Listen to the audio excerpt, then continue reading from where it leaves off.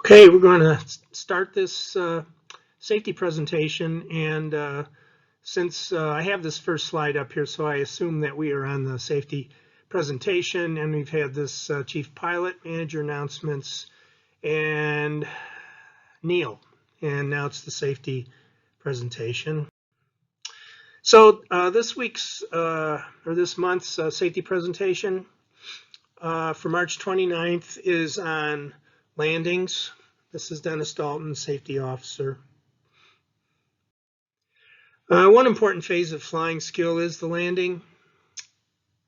Landing phase accidents are responsible for nearly half of all general aviation accidents. By fortifying your knowledge of the whys and wherefores of approach and landing accidents, we can all be safer pilots.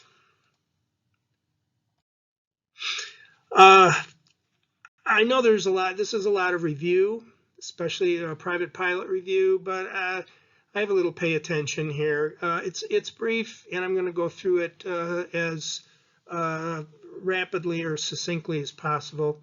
We'll review undershooting and overshooting the runway. We'll look at the kinds of accidents that can happen from these two scenarios. We'll look at two. We won't be looking at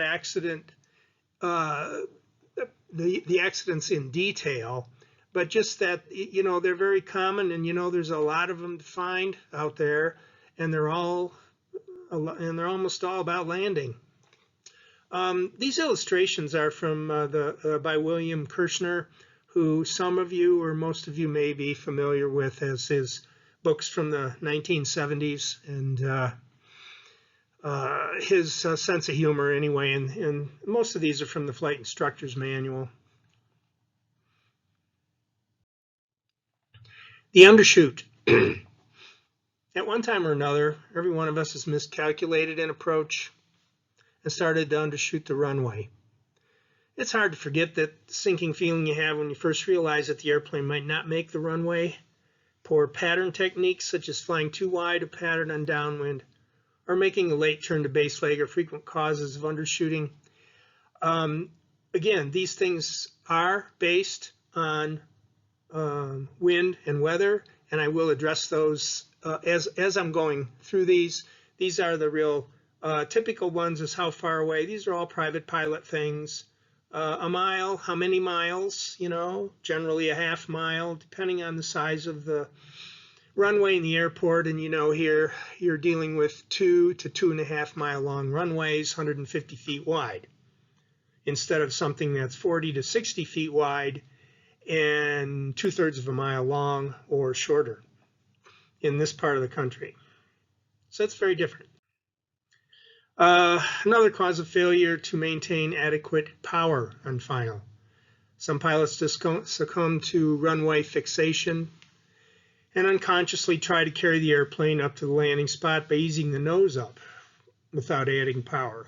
This technique doesn't work very well and never works very well, and usually ends up in behind the power curve if you're lucky.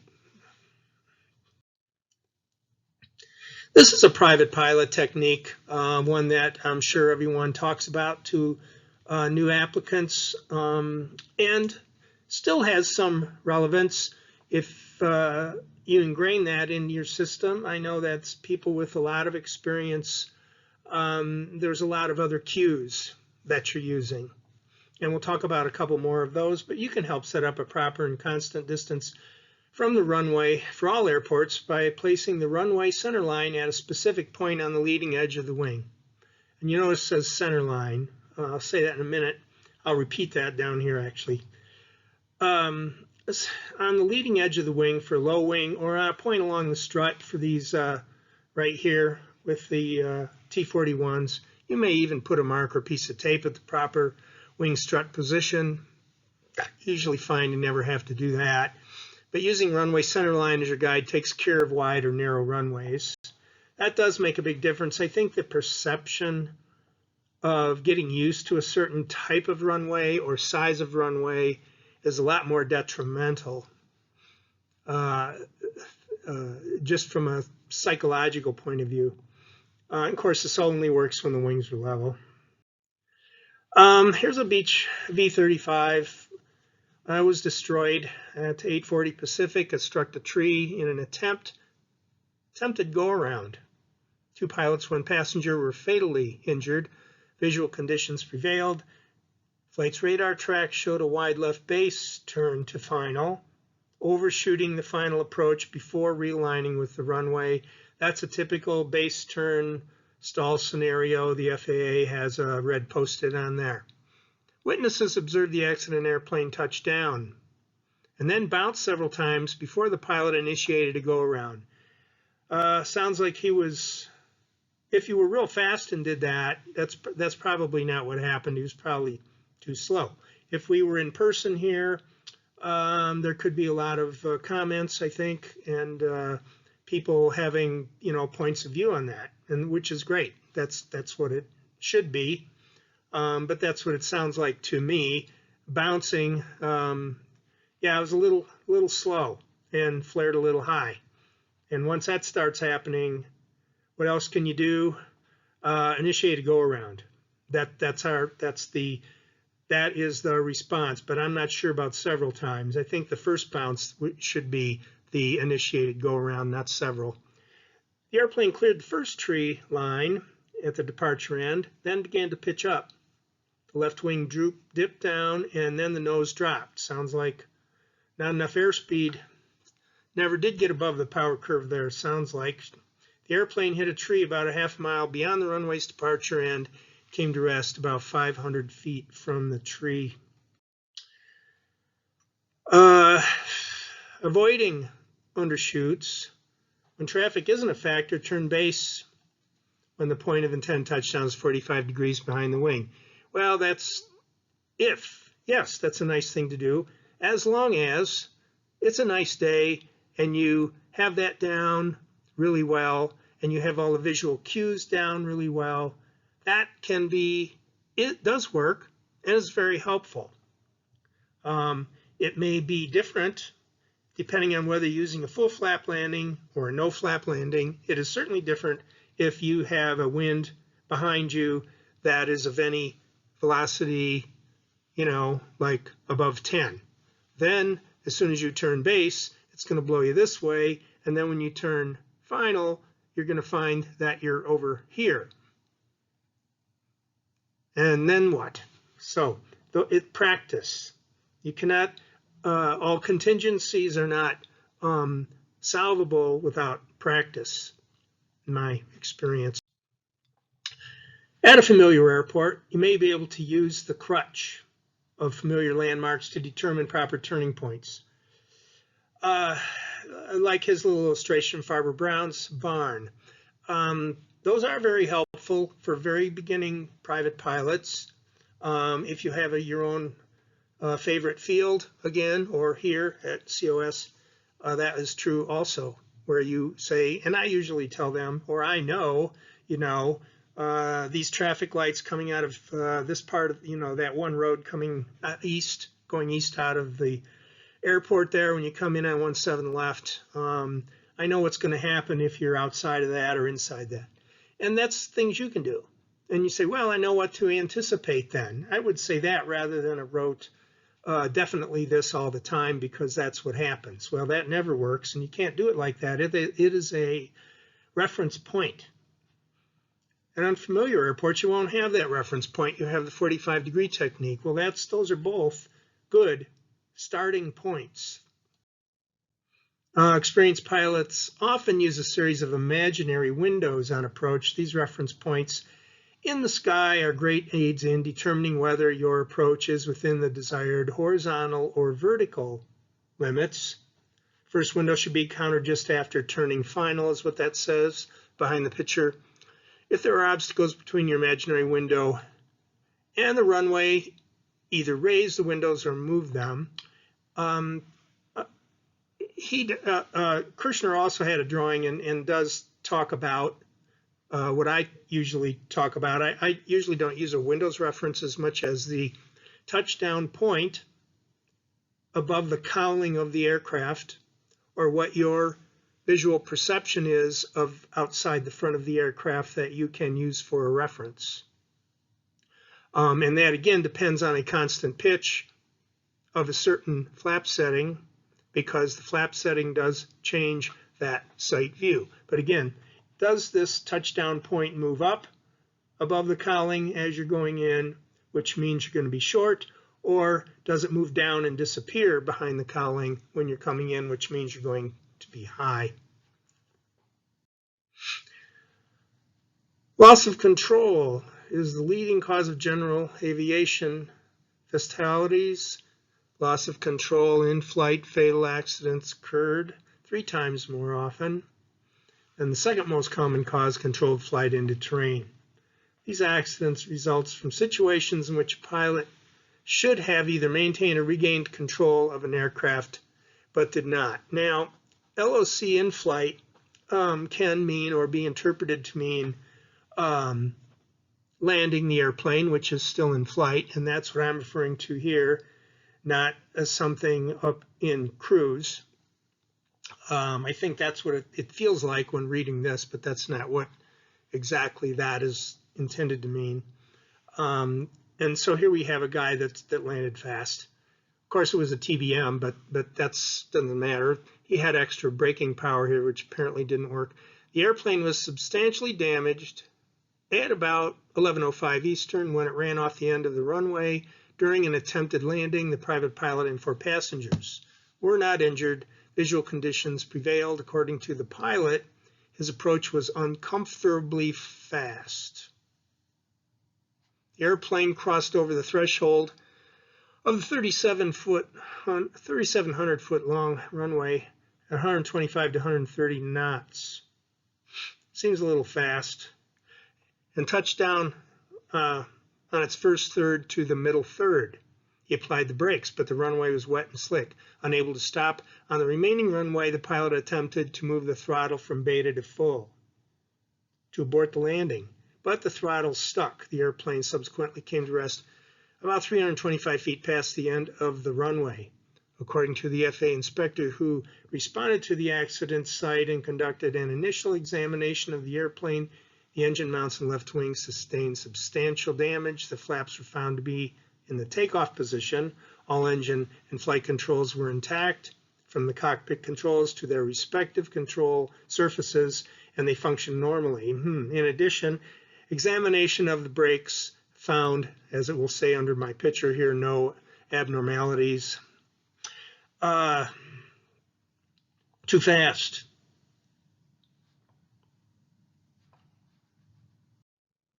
Flying the right airspeed.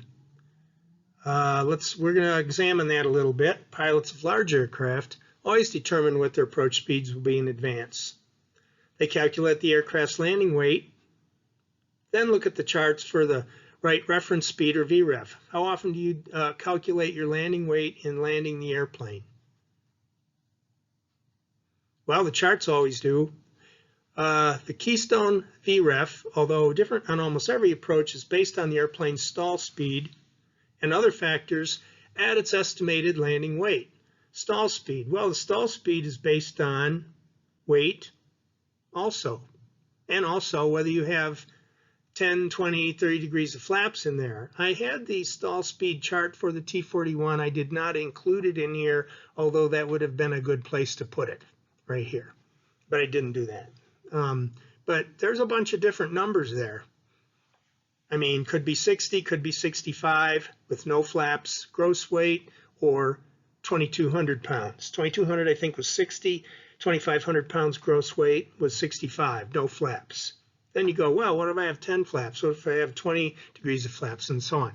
So yes, it's added to the VREF by the pilot is additional airspeed required to maintain an adequate safety margin while maneuvering in the pattern, as well as additional airspeed to compensate for wind gust, turbulence, and wind shear. Geez, well, practice is a good idea. Practice when it's nice out. Then you can expand what you're doing and being able to do it when there's a lot of these things, which is probably a lot of the time. I always practice. Every time I'm up, that's the great part about it. You're always learning. You can always, I know I can always do better. Approach segment airspeeds based on VREF assure that the aircraft is just the right amount of extra airspeed margin above VREF.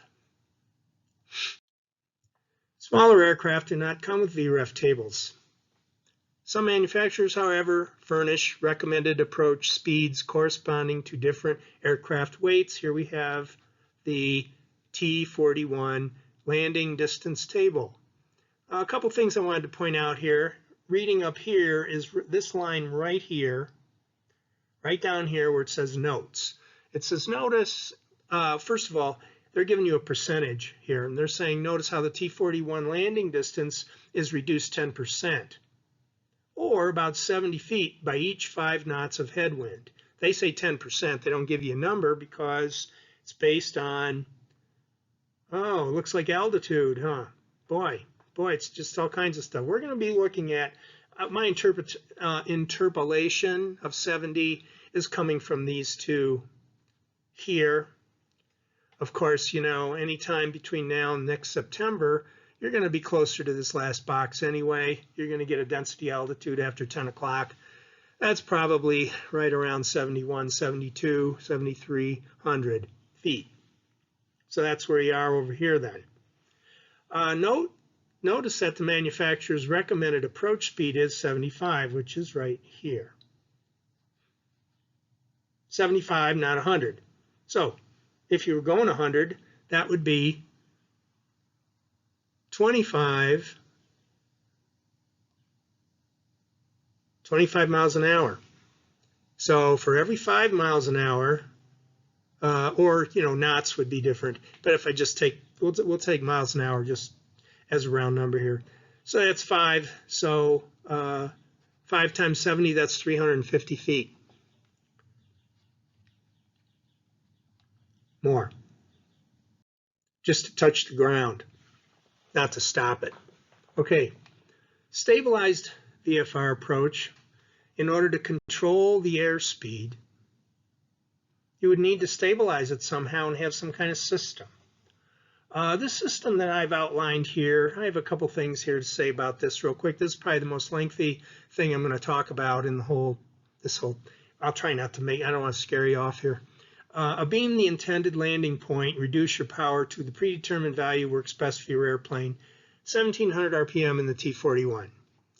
Abeam the intended landing point. Well, that usually you would, first of all, this thing's got to slow down before you're going to turn base, because you want to get a stabilized approach. So if you put it at 1700 and then trim the airplane to hold your altitude, which will be pattern altitude, because that's what we do here, pattern altitude until you turn base. So 1700, leave it there. Make sure it stays there.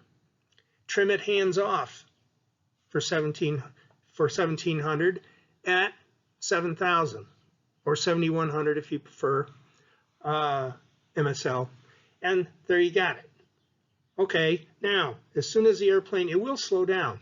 And it will slow down to a pretty close to a good approach speed if you give it time to do that. It takes maybe 15 seconds. Now, you want it to be slowed down before you get to your base turn at the 45-degree thing. So you need it will slow down in preparation for turning base as the airplane slows past the top of VFO, which is right here. Put in 10 degrees of flaps. Usually I'll find that if you start this thing midfield, not abeam the intended point, depending on the wind, of course, abeam the touchdown, abeam, you know, half midfield, okay, not half midfield, but midfield, you put this at 1700 and trim for level flight. Pretty soon at that point, by the time you get to the intended, abeam the intended landing point, you'll be past here. So abeam the landing point, you can put in your 10 degrees of flaps. Then you still got time for this thing to stabilize some more and slow down till you get to your 45-degree point. Then you're all set. You have a stabilized speed. Then you turn base. You don't put in any more flaps. I never advocate putting in flaps during a turn.